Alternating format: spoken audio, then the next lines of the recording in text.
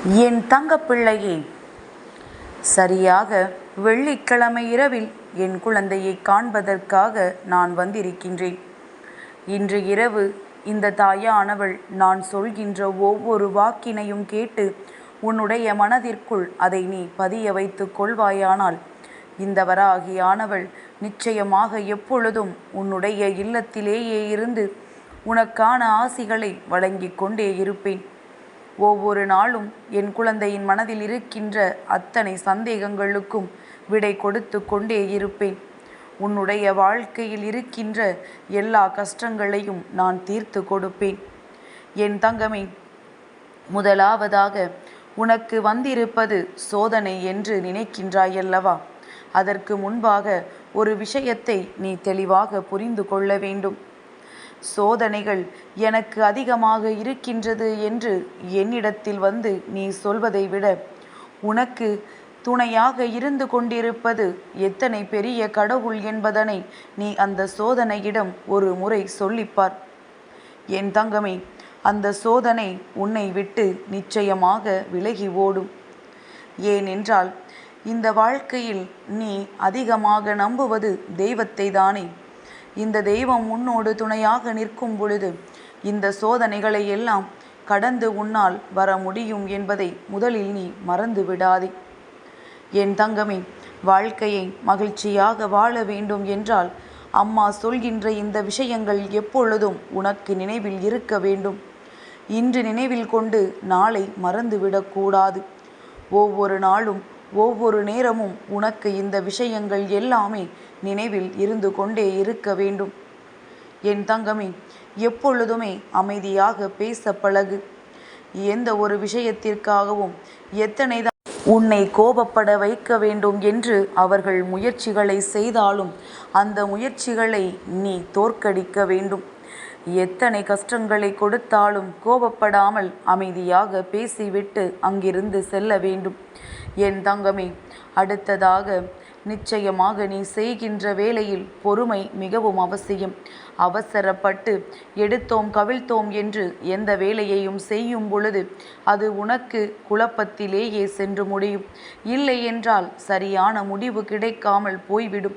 அதனால் இதற்றில் எல்லாம் என் குழந்தை பொறுமையை கடைபிடித்து நீ செய்கின்ற செயலை சரியாக செய்து உனக்கான வேலையை நீ முடிக்க வேண்டும். என் தங்கமே, யாருக்காக இருந்தாலும் உண்மையாக இருக்க வேண்டும். அவர்கள் உனக்கு துரோகத்தை செய்திருக்கலாம். அவர்கள் உன் வாழ்க்கையில் எத்தனையோ கெடுதல்களை நினைத்திருக்கலாம். ஆனாலும் என் பிள்ளை, நீ அவர்களுக்கு உண்மையாக இருக்க வேண்டும். என் தங்கமே, வாழ்க்கையின் யதார்த்தம் என்னவென்பதை புரிந்து நடந்து கொள்ள வேண்டும். ஒரு விஷயம் நடக்கிறது என்றால் அது இப்படித்தான் நடக்கும் என்பது முடிவாக இருக்கும் பொழுது உன்னாலும் அதை உணரும் பொழுது என் குழந்தை அதனுடைய யதார்த்தத்தை உணர்ந்து கொண்டு அதை ஏற்றுக்கொள்ள வேண்டும். உனக்கு உதாரணத்திற்கு சொல்ல வேண்டும் என்றால் என் தங்கமே, பிறப்பென்பது உண்மை என்றால் இறப்பென்பதும் உண்மை. ஒரு மனிதன் பிறப்பதை சந்தோஷமாக ஏற்றுக்கொள்ளும் பொழுது ஒரு மனிதன் இறப்பதை நம்மால் ஏற்றுக்கொள்ள முடியாவிட்டாலும் அது யதார்த்தம் என்பதனை முதலில் புரிந்து கொள்ள வேண்டும். என் குழந்தை, எந்த ஒரு சூழ்நிலையிலும் இது நடக்கவே கூடாது என்று உன்னால் நிச்சயமாக நினைக்க முடியாது. நடப்பதை யாராலும் தடுத்து நிறுத்த முடியாது என்பதனை நீ புரிந்து கொள்ள வேண்டும். என் தங்கமே, வாழ்க்கையில் எல்லா விஷயங்களையும் சரியாக திட்டமிட்டு அதை எப்படி செயல்படுத்த வேண்டும் என்று முடிவெடுத்துவிட்டு செய்ய வேண்டும். திட்டமில்லாமல் செய்கின்ற விஷயங்கள் உனக்கு தோல்வியை தழுவும் பொழுது எதனால் வந்தது என்பதனை உன்னால் உணர முடியாமல் போய்விடும். என் தங்கமே, நேர்மையாக மட்டுமே சம்பாதிக்க வேண்டும். எந்த விதமான குறுக்கு வழியிலும் வாழ்க்கையில் சம்பாதிக்க கூடாது. குறிப்பாக திருடக்கூடாது.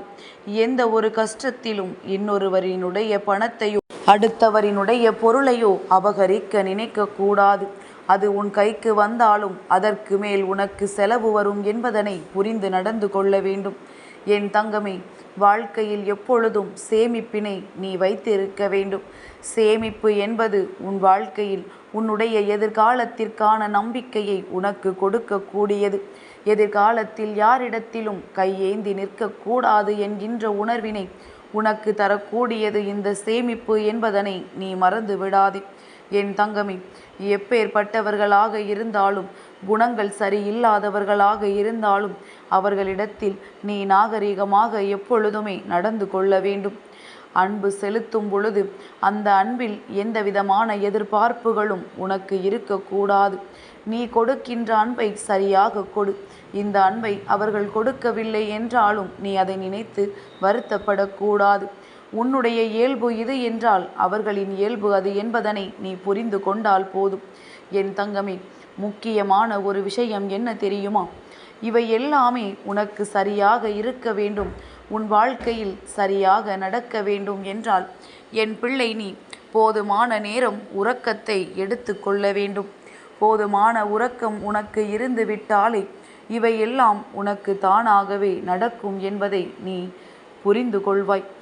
என் தங்கமே, கடவுள் மனிதனை பூமிக்கு அனுப்பும் பொழுது ஒன்றை ஒன்று மட்டும்தான் சொல்லி அனுப்பியிருக்கின்றார். அது என்ன தெரியுமா? நீ மீண்டும் திரும்ப வரும் பொழுது மனிதனாக வரக்கூடாது, தெய்வமாக வர வேண்டும் என்பதுதான். தெய்வமாக வேண்டும் என்பதற்கெல்லாம் இங்கே மிக பெரிய கஷ்டமான வேலைகள் ஒன்றும் கிடையாது.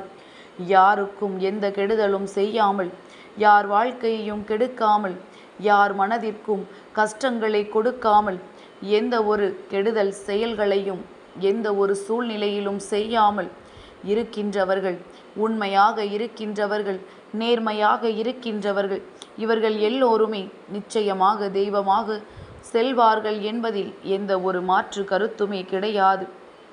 என் தங்கமே, ஒருவனை யார் கைவிட்டாலும் சரி, அவன் வணங்குகின்ற தெய்வமும் அவன் நம்புகின்ற தெய்வமும் அவனை ஒரு நாளும் கைவிட்டு விடாது. உன்னுடைய ஆன்மீகம் உன்னை ஒரு நாளும் கைவிடாது என்பதனை என் குழந்தை நீ புரிந்து கொண்டாலே போதும்.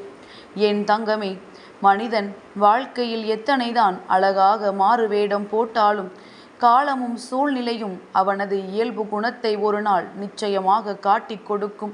அதனால் நீண்ட நாட்கள் யாராலும் இங்கே நடிக்க முடியாது. நடிப்பிலே இங்கே வாழ்க்கையை யாராலும் கழிக்க முடியாது. பேசுவதற்கு முன்பாக யோசித்து விட்டு பேச வேண்டும். பேசிய பிறகு அதை சமாதானப்படுத்துவது என்பது இங்கு யாராலுமே முடியாத காரியம் என்பதனை புரிந்து கொள்ள வேண்டும். என் தங்கமே, உன்னுடைய வாழ்க்கை உனக்கு கொடுக்கின்ற சில விஷயங்களை பற்றி நீ தெளிவாக புரிந்து கொண்டு அதன்படி நடந்து கொள்ள வேண்டும். எதுவுமே இங்கு நிரந்தரம் அல்ல என்பதனை முதலில் நீ புரிந்து கொள். காரணம் இல்லாமல் வாழ்க்கையில் எதுவுமே நடக்காது என்பதில் உறுதியாக இரு. ஏற்ற தாழ்வுகள் நிச்சயமாக வாழ்க்கையில் யாரிடத்திலும் காண்பிக்க கூடாது. இன்பமும் துன்பமும் இல்லாமல் வாழ்க்கை ஒருபோதும் நகர்ந்து செல்லாது. எல்லாமே இங்கு விதிக்கப்பட்டதுபடிதான் நடக்கின்றது என்பதனை நீ புரிந்து கொண்டால் போதும். என் தங்கமே, எதை நினைத்தும் கலங்காதே. உன் வாழ்க்கையில் நடக்கின்ற எல்லா விஷயங்களும் இந்த தாயானவள் நான் காண்பித்து கொடுக்கின்ற மாயை என்பதை நீ புரிந்து கொண்டால் போதும். என்ன நடந்தாலும் அதற்கு நிச்சயமாக ஒரு காரணம் இருக்கின்றது என்பதை நீ புரிந்து கொள்கின்ற நேரங்கள் உன் வாழ்க்கையில் உனக்கான அற்புதம் நடக்கும் என்பதை என் குழந்தை நீ உணர்ந்து கொள்வாய். என் தங்கமே, எதுவுமே உன்னுடைய கையில் இல்லை. எப்பொழுதும் நீ மகிழ்ச்சியாகவே இருக்க வேண்டும். துன்பத்திலும் சிரிப்பதற்கு நீ பழகிக்கொள். என் தங்கமே, யாராலும் உனக்கு பிரச்சனைகளை கொடுக்க முடியும் என்றால் அத்தனை பிரச்சனைகளையும் தாண்டி வரக்கூடிய சக்தியும் உனக்குள் இருக்கின்றது என்பதனை நீ புரிந்து கொள்ள வேண்டும். நீ நினைத்தது நடக்கும் வரை என் தங்கமே, உன்னுடைய முயற்சிகளை மட்டும் ஒரு நாளும் நீ கைவிட்டு விடாதே. எப்பொழுது நீ வந்த வேலையை இங்கே முடிக்கின்றாயோ அதன் பிறகு நீ என்னோடு கலந்து விடுவாய் என்பதனை நீ புரிந்து கொள்வாய். என் தங்கமே, வெறும் பிரச்சனைகள் மட்டுமே தொடர்ச்சியாக வாழ்க்கையில் இருக்க முடியாது. அதுபோல வெறும் சந்தோஷங்கள் மட்டுமே வாழ்க்கையாக இருக்க முடியாது. எல்லாமே மாறி மாறி உனக்கு வந்து கொண்டிருக்கும் என்பதனை புரிந்து கொண்டால் நீ அடைய நினைக்கின்ற விஷயங்கள் கூட எளிதாக உன்னை வந்து சேரும் என்பதனை நீ புரிந்து கொள்வாய்.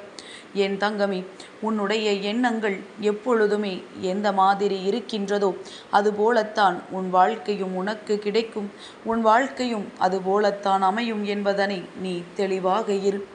என் தங்கப்பிள்ளைக்கு இந்த வராகி அம்மாவினுடைய ஆசீர்வாதங்கள் எப்பொழுதும் உண்டு.